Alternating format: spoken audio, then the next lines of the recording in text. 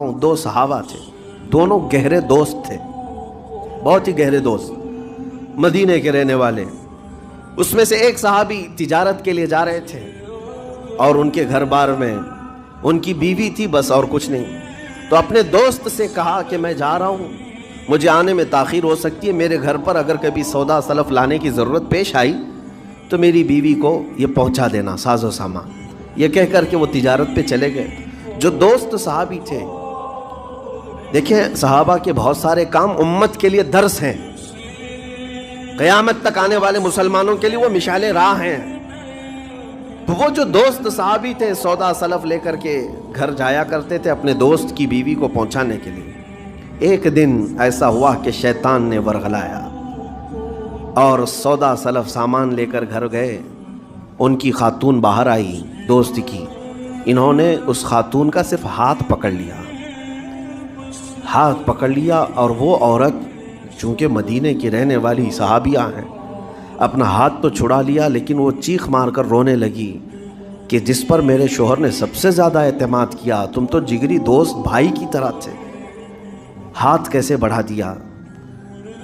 تو اس صحابی کو فوراً احساس ہو گیا کہ میں بہت بڑی خطا کر گیا، میرے بھائی اور میرے دوست کی امانت میں نے خیانت کر دیا، اس نے مجھ پر بھروسہ کیا تھا اور اس کی بیوی کا میں نے ہاتھ پکڑ لیا۔ بس اتنی سی بات تھی، وہ خاتون بھی رونے لگ گئی کہ میرے ساتھ کیا ہوا، یہ صحابی بھی رونے لگ گئے، احساس فوراً ہو گیا کہ میں نے غلط کیا ہے، سودا سلف لانے کے وقت مجھ سے غلطی ہو گئی، خطا ہو گئی۔ اب اس خطا کی وجہ سے وہ کرتے کیا؟ ان کو تو ڈر یہ تھا کہ میں اپنے دوست کو منہ دکھانے کے بھی قابل نہیں اور نہ ہی میں یہ چیز کسی کے سامنے ذکر کر سکتا ہوں، کیا کروں؟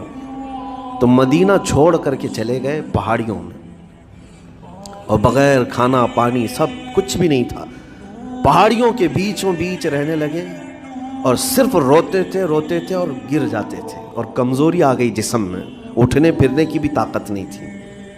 اب وہ دوست ان کے صحابی تجارت سے واپس آئے، گھر میں آتے ہی ان کی خاتون نے بتا دیا کیا معاملہ پیش آیا۔